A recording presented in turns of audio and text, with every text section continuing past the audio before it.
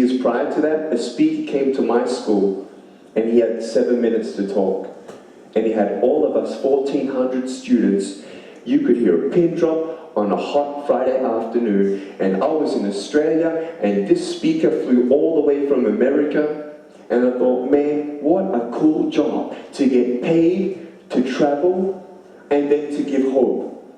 I couldn't think of anything greater, and I thought at age 13, well, maybe one day I'll be a speaker. When this girl hugged me, I knew that this is what I was born to do. And man, when that revelation hit me in my heart, man, I came home that day after speaking in front of those group of students, and I said, Mom and Dad, I know what I want to be for the rest of my life.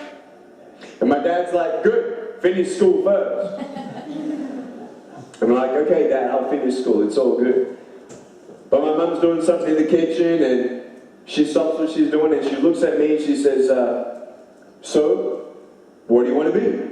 And I said, I want to be a speaker.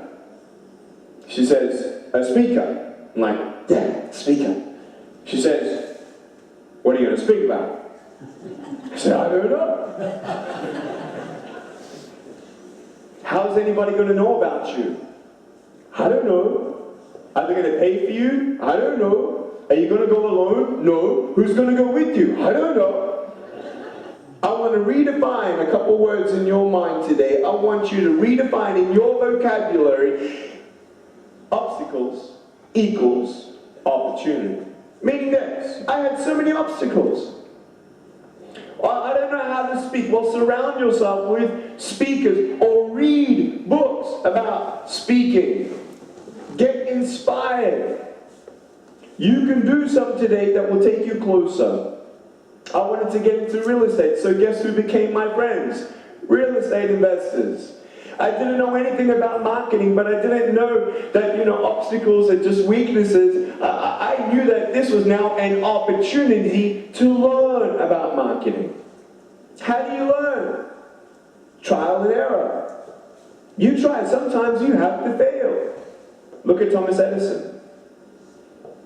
Does anyone know what Thomas Edison invented? How many times did Thomas Edison try to make a light bulb before he was successful? On the 10,000th attempt. On the 10,000th attempt. That's a lot of attempts. What purpose did he find that gave him the strength to fail 9,999 times? Well, once he was successful, he knew that his theory was confirmed, that if this worked, if this actually worked, this is a huge worldwide global revolution. It was a revolution. This is huge and big enough for him to say, I did not fail 9,999 times. Now I know 9,999 ways in how not to make a light bulb. Can you hear an amen? So in that context, every failure is a step closer to success. See your obstacles as opportunities. Maybe you want to become very successful at this business, so one day you want to give back to society at one stage. And maybe, I have many friends who've started orphanages.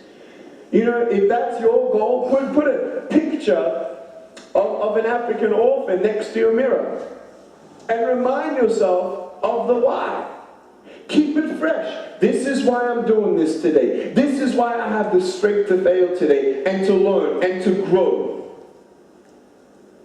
There are always two sides to a coin, and some people can argue that, yes, of course, there is also an edge. Let's leave that for another day. But there are two sides to the word unknown. The scary side of the unknown, and then the exciting part of the unknown. Of the question, what if this actually works? What if this works? What if this is for me? Then you want to go all the way. Don't stop at the 9,999th attempt. Because what if Thomas did? Would have missed out. I've wanted to give up in life because I didn't see hope. See my goal, I had so much discouragement at my mainstream school in Australia because all the kids would tease me, and I'd try to put on a brave face, and I'd come home crying, and at night couldn't really go to sleep. I'd hear the voices, Nick, you'll never ever be anybody. Nick, no one's going to really look after you later on after mum and dad are gone. Nick, just give up. Nick, you'll never get a job.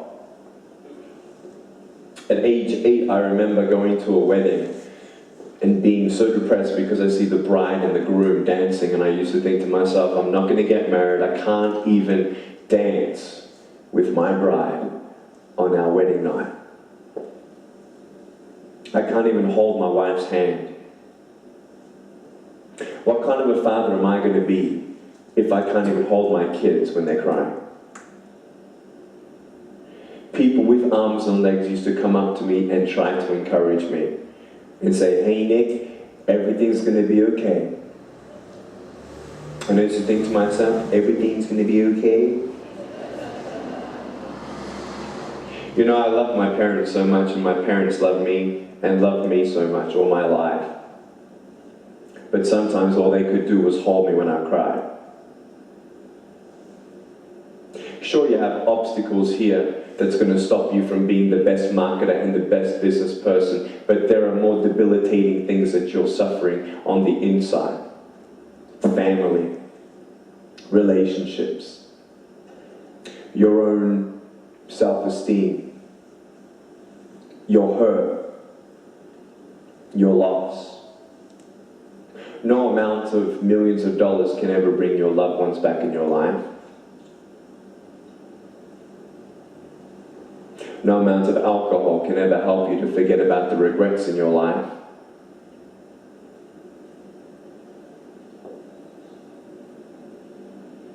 You get closer to the edge of wanting to give up. You think I have a disability? I think it's worse being in a broken home than having no arms or legs. We all have something. At age 8, I told my mum, Mum, I want to commit suicide. Age 10, I tried. I went into a bathtub, I turned over 3 times. And on the 3rd time, I realized I was going to leave a lifetime of pain on my parents' shoulders, and they didn't deserve that. So I love my parents more than I love myself, and so I decided to stick around. Man, am I glad I stuck around. Am I glad? And I can only share with you my story. I can only share with you what took me away from this.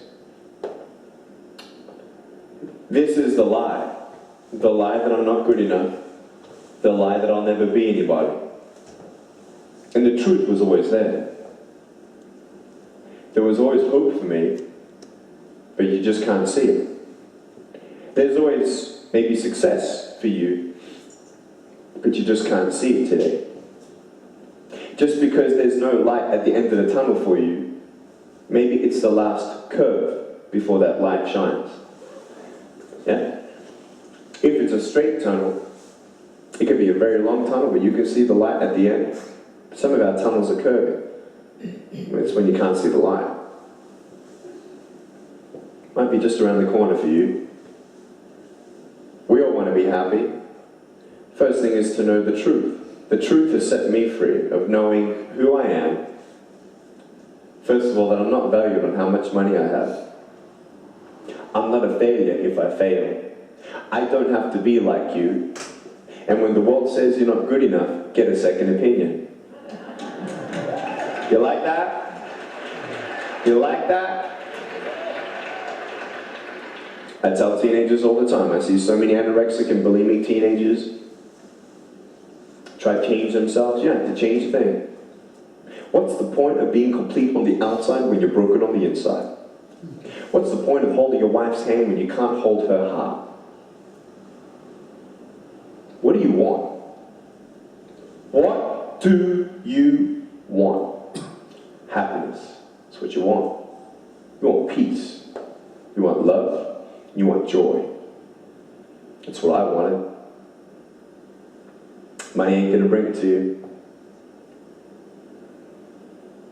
I was speaking in front of 350 CEOs in Singapore in November 2008, just as the global economic crisis started. I had 1 hour keynote speech there, and a billionaire came up to me. He owned 3 banks, lost 45% of his portfolio. Came up to me crying. I said, what's wrong? He says, I don't care about the money. I said, okay. I said, what's the problem? I said, it's my daughter. My 14-year-old baby girl can't look at herself in the mirror and see beautiful. Talk about a rich man, poor. But a poor man can be rich, you see. I am more than complete on the inside. I know my identity and I know my purpose. I am loved and I love. For me, when the world says that I wasn't good enough, the truth is that I'm fearfully and wonderfully made. There was a great plan for my life. I don't believe in mistakes. That even the worst part of your life can come together, for all things come together for the good. But you see, even the worst part of your life can come together for the good.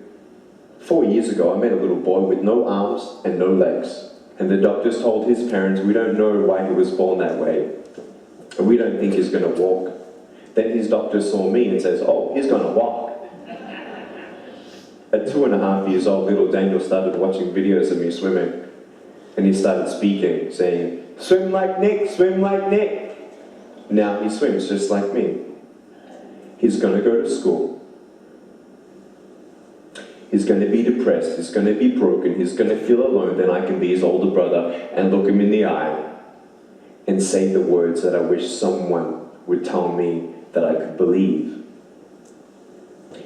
So I could tell Daniel, everything's going to be okay.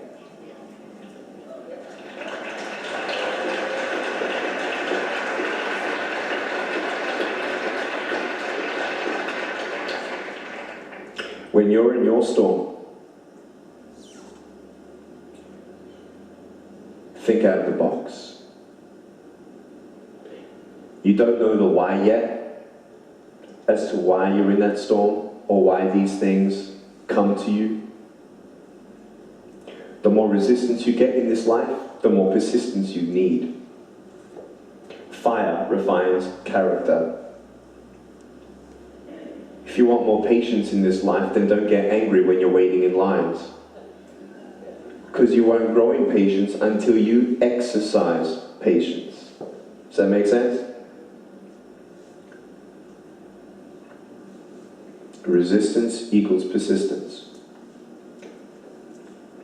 If no one carries you out of your storm, if you don't get that miracle, what if you become a miracle for somebody else? And you carry them through that storm? Would your life be worth it? For me, it is.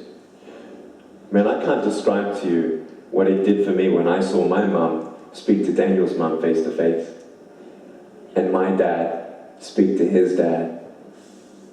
A year after meeting me, Daniel's mother said, Nick, when I hugged you for the first time, it felt like I was hugging my son 24 years later. Nick, you're our miracle. I'll tell you right now, there is hope until you give up. And just because you can't see it, doesn't mean it's not there. But sometimes you fall down.